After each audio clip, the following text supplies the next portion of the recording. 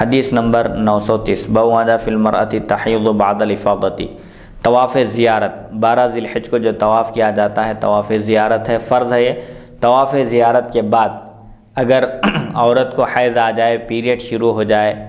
تو کیا حکم ہے؟ حدثنا قتیبۃ حدثنا لیث عن عبد الرحمن بن القاسم عن ابی عائشہ قالت ذکر لرسول اللہ صلی اللہ علیہ وسلم ان صفیۃ بنت حیی حاضت فی ایام منی فقال احابستنا هي قالوا انها قد افاضت فقال رسول الله صلی اللہ علیہ وسلم فلا اذن وفي الباب عن ابن عمر وابن عباس قال وسا حديث عائشة حديث حسن صحيح والعمل على هذا عند أهل العلم أن المرأة إذا طافت طواف الإفاضة ثم حاضت فإنها تنفر وليس عليها شيء وهو قول ثوري والشافعي وأحمد وإسحاق۔ حضرت عائشہ صدیقہ رضی اللہ عنہا سے مروی ہے، رسول اکرم صلی اللہ علیہ وسلم کی خدمت اقدس میں ذکر کیا گیا کہ حضرت صفیہ بنت حیی ام المؤمنین رضی اللہ عنہا کو ایام منی میں حیض آ گیا ہے۔ منی کے دنوں میں حضرت صفیہ بنت حیی رضی اللہ عنہا کا پیریڈ شروع ہو گیا تو آپ صلی اللہ علیہ وسلم نے فرمایا کیا وہ ہمیں روکنے والی ہیں، یعنی ان کی وجہ سے ہم کو رکنا پڑے گا؟ تو صحابہ نے عرض کیا انہوں نے طواف زیارت کر لیا ہے، کیونکہ طواف کرنے کے لیے مسجد حرام میں داخل ہونا ضروری ہے، جبکہ ناپاکی کی حالت میں عورت مسجد حرام میں کسی بھی مسجد میں داخل نہیں ہو سکتی، طواف عورت ہو یا مرد ہو۔ تو بہرحال طواف زیارت حضرت صفیہ بنت حیی رضی اللہ عنہا نے کر لیا تھا، اب کوئی رکاوٹ نہیں تھی۔ حضور صلی اللہ علیہ وسلم نے پوچھا پیریڈ شروع ہو گیا ہے تو کیا ان کی وجہ سے ہم کو رکنا پڑے گا؟ تو عرض کیا گیا کہ وہ طواف زیارت کر چکی ہیں، تو حضور صلی اللہ علیہ وسلم نے فرمایا کہ تب تو کوئی بات نہیں، حرج کی بات نہیں ہے، طواف کر لی ہیں تو اب تمام ارکان ادا ہو چکے ہیں حج کے۔ اس باب میں حضرت ابن عمر اور ابن عباس رضی اللہ عنہم سے بھی روایت منقول ہیں۔ امام ترمذی فرماتے ہیں عائشہ صدیقہ رضی اللہ عنہا کی حدیث حسن صحیح ہے اور علماء کا اس پر عمل ہے کہ عورت طواف زیارت کر چکے پھر اسے حیض آئے تو وہ چلی آئے، اس پر کوئی چیز واجب نہیں۔ علماء فرماتے ہیں کہ اگر کوئی عورت طواف زیارت کر لے، طواف زیارت سے فارغ ہو جائے، اس کے بعد پھر اس کا پیریڈ شروع ہو جائے تو اس کو پھر دوبارہ مسجد حرام میں نہیں جانا چاہیے،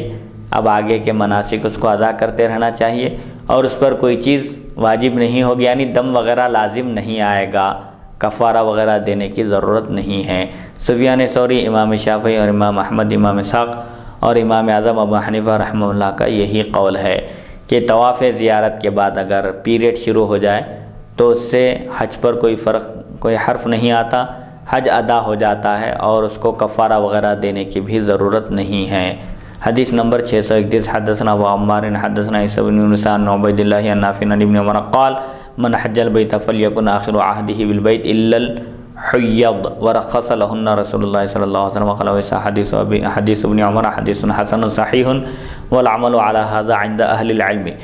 حضرت ابن عمر رضی اللہ عنہما فرماتے ہیں جو شخص بیت اللہ شریف کا حج کرے اس کو چاہیے کہ اس کا آخری وقت خانہ کعبہ میں ہو۔ حج بیت اللہ کی سعادت حاصل کرنے والے کے لیے یہ بہتر ہے کہ وہ حج بیت اللہ میں آخری وقت اپنا خانہ کعبہ میں گزارے، یعنی طواف زیارت کرے، وہاں سے واپس ہونے سے پہلے مکہ مکرمہ سے بیت اللہ کے طواف کی سعادت حاصل کرے۔ البتہ حیض والی عورتوں کو حضور صلی اللہ علیہ وسلم نے طواف زیارت ترک کرنے کی اجازت مرحمت فرمائی کہ اگر عورت کو پیریڈ شروع ہو جائے، وقوف عرفہ حج کا عظیم ترین رکن ہے، اگر یہ رکن ادا ہو جائے، رمی جمار وغیرہ سب ہو جائے، طواف زیارت اگر کرنے کا موقع نہ ملے پیریڈ شروع ہونے کی وجہ سے، تو عورتوں کے لیے اجازت ہے کہ وہ طواف زیارت کو ترک کر دیں، کیونکہ طواف کرنے کے لیے مسجد حرام میں داخل ہونا ضروری ہے، جبکہ عورت اس حالت میں مسجد حرام میں داخل نہیں ہو سکتی۔ طواف کے لیے مسجد میں داخل ہونا ضروری ہے، اسی لیے حضور صلی اللہ علیہ وسلم نے حائضہ عورتوں کو اجازت دی کہ وہ طواف زیارت ترک کر دیں، ان کو طواف زیارت سے پہلے حیض آ جائے تو طواف کرنے کی ضرورت نہیں ہے۔ امام ترمذی فرماتے ہیں ابن عمر رضی اللہ عنہما کی حدیث حسن صحیح ہے اور علماء کا اس پر عمل ہے۔